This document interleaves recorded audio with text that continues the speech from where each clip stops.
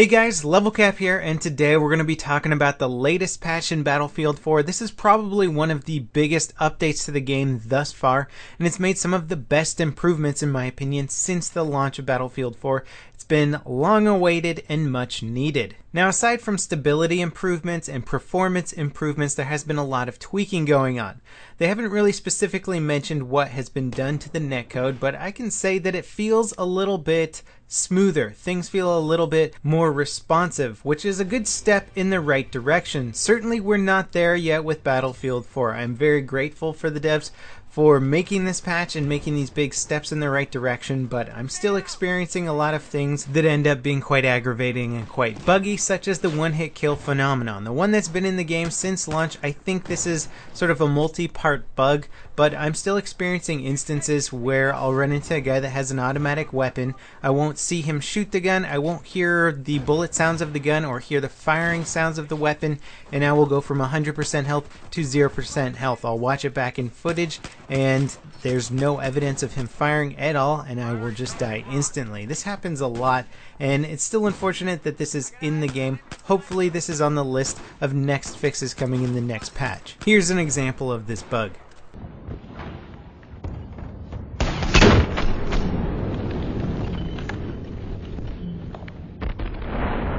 Even if overall the netcode itself seems to be representing the gameplay somewhat accurately, whatever I see on the client side is very confusing and aggravating. Like many people, I have no problem losing a gun battle that I lose fair and square. I would just like my computer screen to actually represent what's happening. If somebody starts shooting before I start shooting, they have the drop on me, they're anticipating my movements, and they take me out, then that's fine. I just want to see it. I don't want to die instantly with no gun sound or warning at all. And with that said, I would just like to reiterate that this patch is a big step in the right direction, and one of those big steps is the DMR damage upgrade. Basically all DMRs have had their damage models increased. Specifically, every single DMR except for the SKS and Type 88 has had their maximum damage increased to 45 and their minimum damage increased to 38.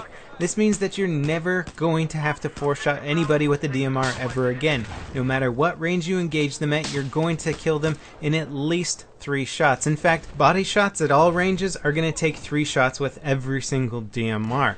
So just be careful of that. Remind yourself when you're in close quarters, if somebody comes running around the corner and you can't pull off any headshots, it's going to take you 3 shots. If you can pull off a headshot, it's still going to be at least 2 shots. A headshot with a DMR will do 90 damage, so you're not going to get any one-shot kills. And you'll notice in some of those clips there that I was getting some HVT bonuses for killing people. Now commanders can mark anybody who's got 1 kill as a high-value target. This is unfortunately very aggravating.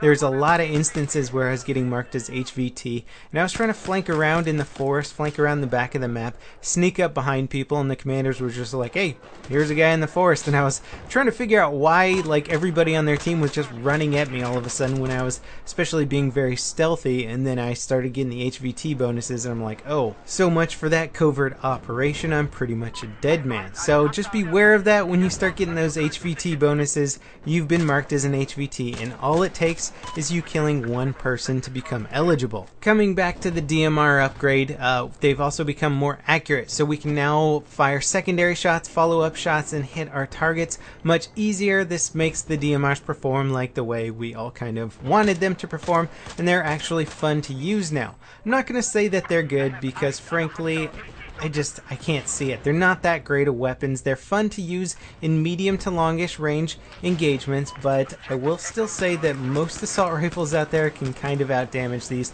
and they're a lot easier weapons to use than DMRs. So it's just one of those weapons that if you sort of want to role play, you want to play a certain style, it's fun to use, but I still don't think that they're quite good enough to be considered competitive level weapons. And we'll actually be covering that a lot more in tomorrow's video, where I'm going to extensively cover the Ace 53. Other big changes in this patch include a very much decreased black screen time when you spawn in. This is actually a huge change. Now when you spawn on your squad mates, it's hopefully not going to be into the respawn screen as you realize you just spawned into a wave of fire. You should be able to see what's going on around you before your invulnerability timer runs up, and this is going to make it much similar to Battlefield 3 in a lot of ways, not identical, but this is essentially going to give you reason to spawn on your squad mates again. This is something that I've pretty much avoided doing since Battlefield 4 came out. Spawning on your squad mates was almost always a death sentence unless you were talking to them with voiceover and you asked them, are you a safe spawn? Should I spawn on you? Otherwise, I pretty much never did it.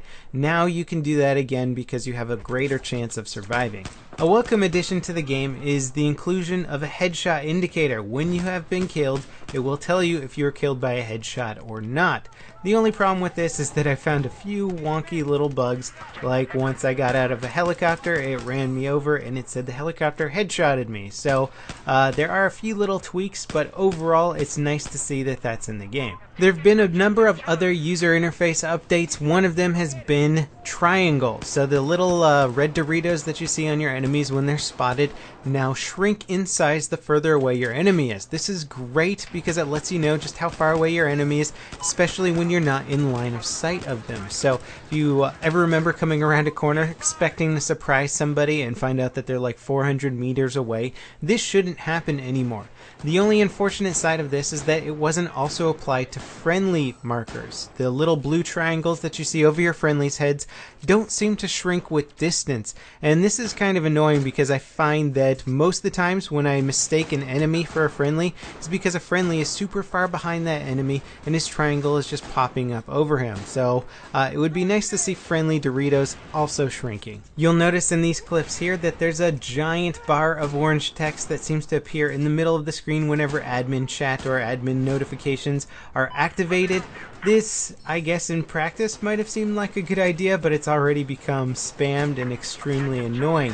I was playing in a server the other day where every single minute it popped up the URL of the website of the server, and it was just kind of like, stop spamming me with all your server bullshit. This is something that I recommend all server admins to try and not abuse, because if this doesn't get taken out of the game, I'm sure a lot of players are going to stop playing on servers that just spam your screen with all these adverts and annoying messages. Now, there have been a few bugs added to the game from this last patch, and here's some things to watch out for. Getting in the tank gunner seat on some maps, specific maps like Zavad 311, I believe will crash the game for you. It crashes the game for me. Other things like joining a team deathmatch game will often have no sound for me. This is kind of weird, and to fix it, I found if you just play out that round or wait for the round to be over, the next round will actually have sound in it. So as annoying as that is, just wait for the round to be over and it will be okay. I'm sure the devs will have this upgraded and fixed in the next patch. The gameplay here is me testing out the Rex. I thought that perhaps the pistol changes might have been implemented in this patch, although the patch notes don't seem to indicate that. And from my gameplay experience, there's still considerable delay on the trigger to firing the gun. So hopefully that will get updated in a future patch too. I'm actually really excited for that because if the Rex and Magnum become useful again, I'm going to have a lot of fun using those pistols. Overall, this patch brings a considerable amount of polish, but there's still quite a bit of work to be done. I want to be positive about this, but I also don't want to say, hey, I'm happy with the state of the game, let's just stop here. I'm looking forward to the future patches. I think this game is going to get better and better in the coming months, and I'm looking forward to it. As always, guys, thanks for watching, and I'll see you next time. This is Level Cap, signing off.